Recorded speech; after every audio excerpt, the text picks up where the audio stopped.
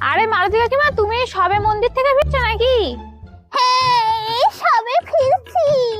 বাবা, তুমি তো সেই আমার সঙ্গে মন্দিরে গেছিলে। মন্দির থেকে এসে আমি খেয়ে দিয়ে ঘুমিয়ে এই বিকেল বেলা ঘুরতে পারলাম, আর তুমি এখন বাড়ি আসছো? আসলে বছরের শুরু না, আর জুতোগুলো সব ছিঁড়ে গেছে। আমার কিনতে গেলে অনেক টাকা লাগবে, তুমি তো জানো আমার অনেক জোড়া জুতো লাগে।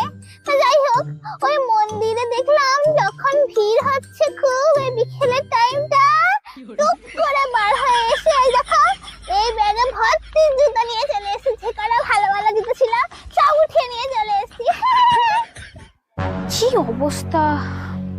হ্যাঁ, কাকিমা তোমার না কি সুন্দর বুদ্ধি। দেখেছো আমার কিরকম বুদ্ধি?